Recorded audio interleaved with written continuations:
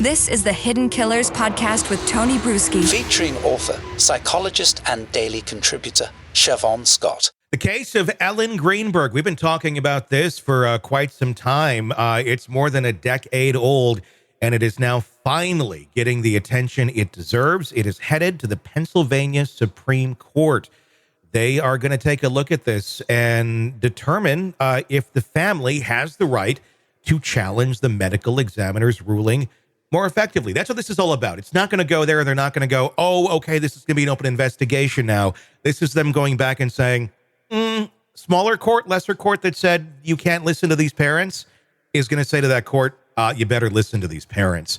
Then we see where it goes from here. Joining me to discuss, Shavaun Scott, psychotherapist and author. I know you know a bit about this case. Like I said, we've been talking about it for quite some time. Where do you think this is going to go? And what kind of effect could this have, not only in this case, but others going forward? I sure hope we need to really take a good look at this one. This was just such a bizarre, strange story from the very beginning. And I think anyone looking at it would be rolling their eyes saying, oh, we need to look at this closer. So I think whenever you've got a case like that, where it just doesn't add up, it doesn't make sense, look again. There are so many questions in this case. We don't have, it was never treated as a homicide. Actually, it was right away. And then once there was a conversation with surviving family members, lovers, and things like that, it suddenly became a suicide. So it's kind of weird. And the fact that she was stabbed about 20 times, 10 of which were in the back, some in the head, some post-mortem. Yeah, it just never made any sense. Now, obviously, in any sort of case, the first person you look at is a significant other. I'm not saying he's guilty. I'm not saying he did it by any means, but we never really got a chance to look either. It's what's behind this curtain, what's behind any curtain, because she clearly did not kill herself. And there's a lot of evidence in this case that makes no sense. The lock on the door, the claim was that he had to break it open. There was really no evidence of it really being that broken or open. But again, the whole crime scene was cleared the next day as well, and all the digital evidence taken and everything else wiped. What would you be looking at? Let's say this thing does go back, if it goes back to the lower courts and they say, yeah, we're going to change this over to undetermined or homicide with all physical evidence gone. You're dealing with psychological evidence. You're dealing with people's memories. Where do you begin? That's a really good question. And as looking from the eyes of an investigator, I have to say, I don't know, not having the investigator hat on. It's got to be a tough one at this point to go back and try to put pieces together all this time later. But yeah, certainly the eyes are going to go on the male partner at the time. And all these years later, I mean, obviously he's never been charged. He's moved on with his life. He has a family, and good for him, assuming he's not the person that did that.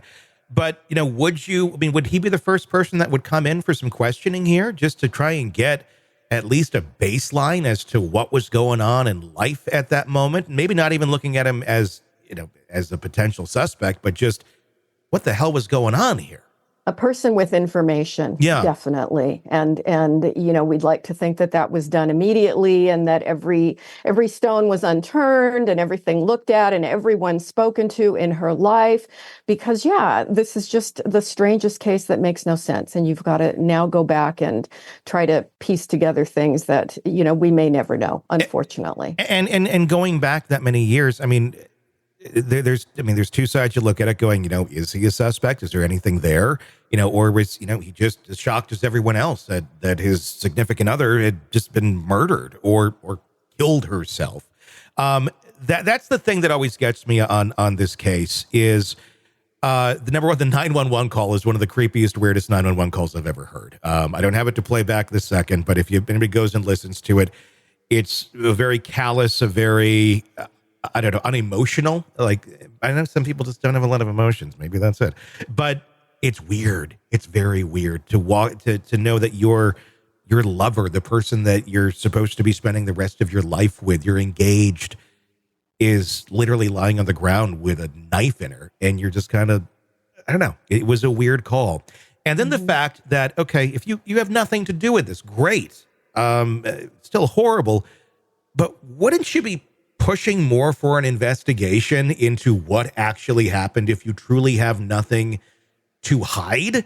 Or are you just afraid that if you have nothing to hide, they're still going to look at you and you're going to be under the microscope? So you might as well just kind of back away so you don't have to go through that sort of hell. I can kind of understand that too, if your alibi is only so strong. I would sure think, though, that an innocent person would, above everyone else, would want to know the truth and would be pushing for it and find the real perpetrator then, right? Yeah, I mean, we see it with people who are guilty. I mean, look at Scott Peterson. He was, part of the investigation and all that, and then it all, kind of blew up in his face. But he's still arguing that he's innocent, and that's actually being looked at again there. It's just such a troubling case to look at. And medical examiners in this, like I said, this is the whole argument is here for people to be able to challenge this that are not the significant other of the loved one. It's ridiculous that the parents couldn't question this or have authority to do that earlier.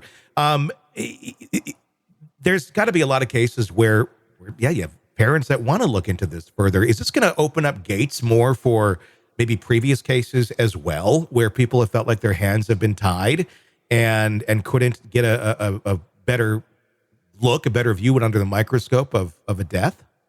It may, and it probably should, don't you think? It's like whenever there are questions, let's do our best to get it right. We hear so many times now where somebody has been incarcerated for 20, 30, 40 years, and then DNA evidence comes along and exonerates them, because the system got it wrong. And I think we should do everything we can to try to get it right. Are you ready to listen to this podcast ad-free? Then hit subscribe to the True Crime Today Premium Plus channel now on Apple Podcasts. You'll instantly have access to all of our episodes labeled Advance Ad-Free. You'll hear the interviews before everyone else and with no interruption. No interruptions. Subscribe to the True Crime Today Premium Plus channel now on Apple Podcasts. And start binging now.